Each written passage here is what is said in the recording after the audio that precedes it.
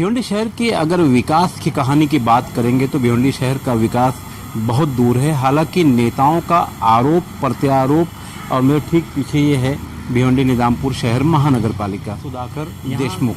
भिवंडी शहर के इतिहास में पहली बार ऐसा हुआ कि यहाँ के आयुक्त को बचाने के लिए महानगर पालिका के कर्मचारी भी अधिकारी भी मैदान में आ गए ताकि उनकी बदली ना होने पाए। वजह सुधाकर देशमुख ने यहाँ काम करने वाले जो लोग हैं उनके लिए बहुत काम किया था इसलिए, मगर शहर के विकास के लिए क्या काम किया था वो लोगों को पता है। बहरहाल अब बात करते हैं कांग्रेस पार्टी की। ये भिवंडी शहर कांग्रेस पार्टी का इसके ऊपर मुख्यालय है और कांग्रेस पार्टी के अध्यक्ष हैं रशीद मोमिन। बहरहाल ये जो महानगर पालिका है इसका जिक्र इसलिए किया गया है कि महानगर पालिका में आयुक्त के कार्यालय की खिड़की से एक बिल्डिंग दिखाई दे रही थी जो निर्माणाधीन थी। आयुक्त ने उसे तोड़वा दिया। उनका ऐसा मानना था कि वो बिल्डिंग मेरी खिड़की में से दिखाई दे रही थी। उनके ठीक सामने ये कांग्रेस पार्टी का कार्यालय है, इसमें दवाखाना भी है और भी कुछ इस तरह के मामला इसमें है, मगर यहाँ एक नोटिस लगी हुई है सदर से बांधकाम अति धोखादायक। ये पूरी बिल्डिंग पूरी तरह से धोखादायक है और इसकी ये नोटिस भी लगी हुई है।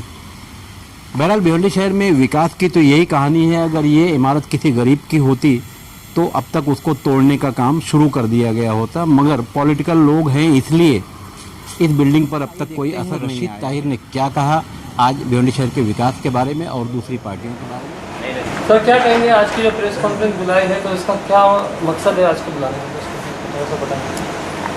देखिए, पिछले 2-3 दिन से कई प्रेस रिपोर्टर्स का, आपके इलेक्ट्रॉनिक मीडिया का, कई लोगों का मेरे पास फ़ोन आ रहा था कि निधि के ताल्लुक़ से जो government of Maharashtra urban development department की तरफ से भिवंडी शहर में मूलभूत सुविधा के लिए एक 7 करोड़ रुपया और एक 6 करोड़ रुपया, इस तरह से जो फंड का लेटर आया था, इस ताल्लुक़ से हमारे honourable deputy chief minister Ajit Pawar ji, जो कि प्लानिंग मिनिस्टर भी हैं, साथ ही मेरा ख़ुद का भी पिछले जुमा को जो राष्ट्रवादी की तरफ से जो जलसा हुआ उसमें नाम लिया गया।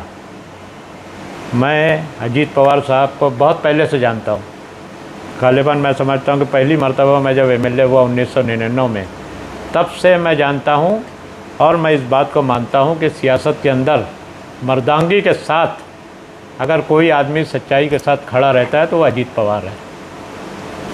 सच्चाई के साथ रहने वालों में एक बड़ा चेहरा है और अजीत पवार कभी भी किसी दूसरे का क्रेडिट जो है अपने सर कभी भी लेने की कोशिश नहीं करेंगे।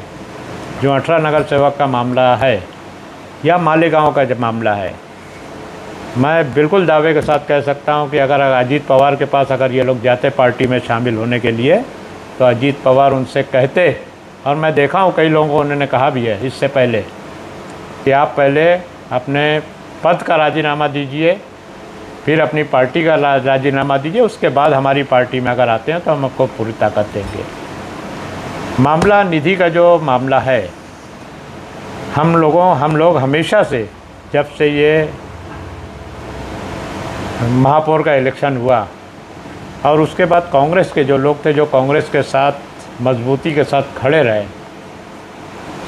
भिवंडी शहर महानगर पालिका में सबसे बड़ी पार्टी होने के बावजूद उनके काम को रोका जाता था, उनका काम नहीं होता था। और ये शिकायत हम लोग जो है कई मरतबा हमने कमीशन से भी की और काम कराने की हमको तरीका सब मालूम है, किस तरह से काम होता है, वो तरीके से हम लोग काम करने की कोशिश करते रहते हैं। लेकिन हम पार्टी हाईकमांड को हम हमेशा कहते थे, इससे पहले हमारे प्रेसिडेंट बाला साहब थोराट साहब थे, अशोक चौहान साहब थे, उनके पास हमने कहा है, नाना पटोले जी आज हमारे प्रेसिडेंट हैं, उनसे हम कहते हैं कि हमारे कॉरपोरेटर को कुछ निधि